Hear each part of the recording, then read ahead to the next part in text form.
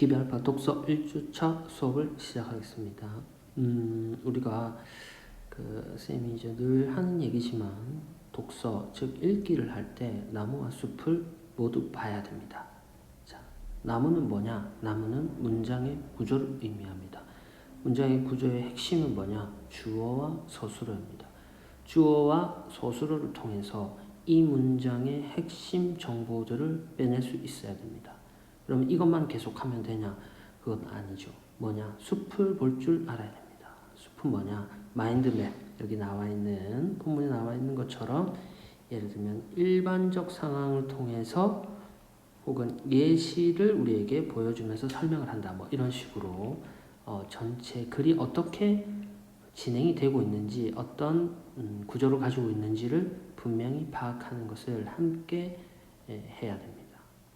그래서 이거를 이제 어려운 말로 거시독해 혹은 미시독해로 나누기도 합니다. 미시독해는 문장 단위 혹은 단어 단위의 독해의 의미 이해를 말하는 것이고, 거시독해는 문단 혹은 글 전체를 의미하는 겁니다. 그런데 우리가 비문학을 이렇게 이제 고등부 올라가면서 공부하는 데 있어서 가장 어려워하는 부분이 뭐 단어도 모르는 단어인데 글은 많고 무슨 말 하는지 모르겠다 이런 식으로 이제 많이 어려워합니다. 근데 다 똑같아요, 처음에는. 그렇지만 이 시험, 우리가 준비하는 이제 고등부 모의고사라든가 수능 시험에서 우리에게 또 힘을 주는 건 뭐냐면은 이 글 전체를 이해를 못해도, 이걸 전체를 암기하지 못해도 문제를 풀 수 있다는 겁니다. 그러니까는 절대 포기하지 말고 계속 어떤 독서의 패턴, 여기 나와 있는 것처럼 글의 패턴들을 하나하나 익혀 나간다면은 빠른 시간 안에 정확하게 문제를 풀 수 있을 거라고 믿습니다. 자, 첫 번째 주문 쌤이랑 같이 한번 보고 있습니다. 자, 수업을 다 들었다는 전제하에 핵심적인 부분만 짚고 넘어가도록 하겠습니다. 내용은 표음 문자, 주어가 첫 번째 주어가 표음 문자로 나와 있죠. 표음 문자에 대한 내용입니다. 물론 우리가 표의 표음 문자 뜻 알면은 문제 풀기 쉽습니다. 뭐 예를 들면은 지금 여기 나와 있는 것처럼 문자에는 표의 문자와 표음 문자가 있습니다. 표의 문자는 한자와 같은 어휘 자체, 그러니까 문자 표기 자체가 곧 뜻을 나타내는 것. 표음 문자는 소리를 나타내는 것. 표음 문자 안에는 음성과 음소, 음성적 차원, 음소적 차원 또 두 개로 나뉘게 된다. 그래서 요 음성은 뭡니까? 실제 발음난 소리. 음소는 말의 뜻을 구분해주는 가장 작은 소리의 단위. 그래서 이렇게 알고 있는데, 물론 이걸 몰라도 문제 푸는 거 아무 상관이 없죠. 자, 먼저 문장부터 한번 살펴봅시다. 주어 뭐라 했습니까? 표음 문자는 이렇게 나와 있죠. 언어의 음성 차원 아닌 음수적 차원에서 말소리를 적는다. 서술어입니다. 표음 문자가 말소리를 보는 방법은 뭐다? 음성 아니라 음소다. 그죠? 이 얘기입니다. 그래서 만약에 이 문장을 보고 이해를 못할 것 같으니까는 바로 예시가 뭐가 나옵니까? 이를테면 이런 예시를 가지고 있는 거죠. 본문 마인드맵에 나와 있는 이런 형태의 구조를 가지고 있습니다. 그 다음 부부의 비어 뭡니까? 무성은 피, 유성은 피로 발음 나지만 우리는 뭐로 이해한다? 비읍으로 이해를 한다. 이것은 출현 환경이 다른 P와 B 뭐라고 했습니까? 출현 환경이 다르다고 했죠. P와 B가 국어학자들의 동일한 말소리로 인식된다. 또 이거 이해 못할 것과 예시를 한 번 더 보여주고 있습니다. 가구, 다도.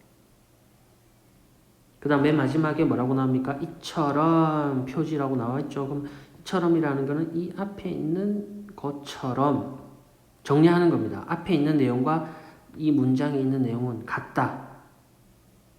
한글의 표음성은 주어, 국어학자의 예민한 기보다 지혜로운 합리성을 보여준다. 서술어, 목적어. 그죠? 그러면 눈치가 있으면은 지금 앞에 주어와 예와 그 다음에 음성적 차원 예민한 귀, 음소적 차원 지혜로운 머리 여기에 말소리를 적는다. 서술어. 세트라는 거를 알 수가 있습니다. 자, 그러면은 1번 문제를 한번 볼게요. 자, 보기가 나와 있죠. 보기가 나와 있으면서 다음 선지 중 옳은 것을 고르시오. A와 B를 보고 비교해 볼 때 A는 뭡니까? 한글. B는 뭡니까? 실제 발음이죠.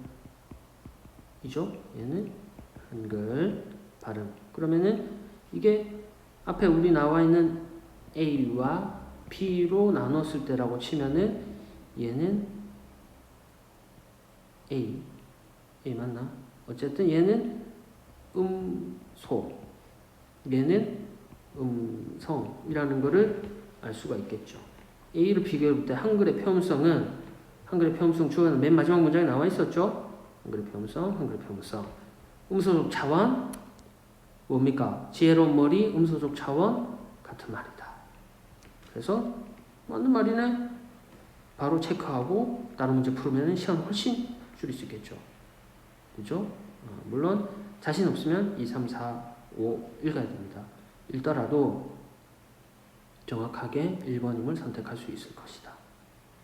됐죠? 쌤이 뭡니까? 문장 차원 안에서 물론 다른 문제들은 또 마인드맵을 통해서 할 수도 있고 어쨌든 충분히 완벽하게 이해를 못해도 맞출 수 있는 문제였다. 다음 지문 보면서 또 얘기해 볼까요? 자, 두 번째 지문 X선과 CT와 관련된 지문이었죠. 자, 이 지문은 우선 마인드맵을 먼저 한번 볼게요. 마인드맵을 보면은 자, 과거에 X선 사진이 있었고 현재의 CT이다. 그럼 여기서 여기로 왜 바뀌었냐? X선 사진에 어떤 단점 한계가 있었는데 얘를 제거하면서 CT가 해결책이 되었다. 전체 구조가 이런 구조를 가지고 있다라는 겁니다. 그죠? 그러면은 이 X선 사진의 단점과 한계는 뭐냐? 어디에 나옵니까? 그래, 끝부분에 그렇지만 X선 사진에서는 투과율이 비슷한 조직들 간의 구별이 어렵다. 투과율이 비슷한 경우에 구별이 어렵기 때문에 큰 뼈나 이상 조직 검사에 주로 사용이 된다. 이게 단점, 한계점이 되겠죠. 얘를 누가 극복을 했다? CT가 극복을 했다. 그럼 얘는 단점, 한계점이자 곧 뭐가 된다? 차이점이 된다는 겁니다. 얘네들은 읽어봐서 알겠지만 얘네들은 실질적으로 공통점에 해당이 됩니다. 자, 이 지문에서 혹은 이 선지 구성 패턴 나올 때 이 OX 문제에서 좀 우리가 헷갈렸던 부분은 아마 4번 선지가 될 것 같아요. 얘를 보면서 일단은 문장 차원에서 어떻게 우리가 문제를 정확하게 읽어낼 것이냐, 나무 어떻게 볼 거냐. 4번에 보면은 문제가 어떻게 되십니까? CT는 얘가 뭐가 되죠? 주어가 되고 서술어 뭡니까? 문법을 동의해보지 않고 전제부를 정확하게 진단하는 기술로 발전하였다. 그죠? 이게 서술어가 된다고 합시다. 자, 이렇게 돼요. CT는 이렇게 발전하였다. 이게 서술어잖아요. 자, 요거하고 비슷한 게 어디에 나옵니까? 두 번째 문장에 나오죠. 두 번째 문장 반같이 한번 봅시다. 자, 이후 여기 부분입니다. 이후 X선 기술은 단면 촬영이 가능한 CT는 뭐다? 단면 촬영을 통해 입체 영상이 가능한 기술입니다. 자, 이 CT로 진화하면서 해부를 하지 않고 인체 내부를 정확하게 진단하는 기술로 발전하였다. 주어 뭐라고요? X선은 뭐뭐로 발전하였다. 주어 서술어죠. 여기 주어 서술어하고 뭡니까? 바뀌었잖아요. 진단하는 기술로 발전한 거는 X선 기술이지 CT가 아니라고. 그러면은 헷갈릴 게 있습니까? 없습니까? 없죠. 당연히 X 하고 그냥 넘어가면 되는 거야. 알겠죠? 요렇게 문제를 푸는 방법도 있다. 세 번째 질문을 한 번 더 마지막으로 하나 더 보겠습니다. 자, 세 번째 질문은 마인드맵 먼저 볼게요. 어떤 문제와 그 해결. 아까는 뭐였습니까? 단점 한계와 해결책이었죠. 단점 한계도 어떻게 보면 문제 해결입니다. 그래서 지금 이런 구조들 뭐라고 부르냐? PS 구조라고 합니다. 자, 문제 해결 구조. 자, 얘는 뭐냐? 어떤 문제를 가지고 있냐? 이 경제라서 좀 뭐 어렵게 느껴질 수 있지만 어려워할 필요 없습니다. 정확한 어떤 용어들이나 잘 안 쓰는 용어들이긴 하지만 이것도 고등학교 가면은 자주 만나게 될 거고 지금 좀 어색할 뿐이지 시간 지나면은 어렵지 않다. 뭐 우리가 뭐 여기서는 뭘 얻을 것이냐, 어떤 구조로 생겨 있고 빈칸으로 되어 있는 거, 쌤이 얘기했지만 영어 지문 같은 경우에 모르는 단어 있어도 문제 풀 수 있잖아요. 이것도 그렇게 접근하면 된다. 본문 볼게요. 자, 중앙은행의 통화정책이 의도한 효과를 얻기 위한 요구 중이다. 의도한 무슨 효과, 정책 효과를 얻기 위해서 뭐가 필요하다? 선제성과 정책 신뢰성이 필요하다. 그런데 통화정책이 선제적이라는 것은 예측해서 미리 대처한다는 것이다. 자, 선제성은 예측해서 미리 대처하는 거죠. 기준금리를 결정하고 공개시장 운영을 실시하여 그 효과가 뭔지 몰라도 돼. 뭔지 모르고 어쨌든 효과가 실제로 나타날 때까지 뭐가 발생한다? 시차가 발생하고 그래서 이걸 정책 외부 시차라고 한다. 됐죠? 정책 외부 시차. 정책 외부 시차 때문에 선제성이 문제가 된다.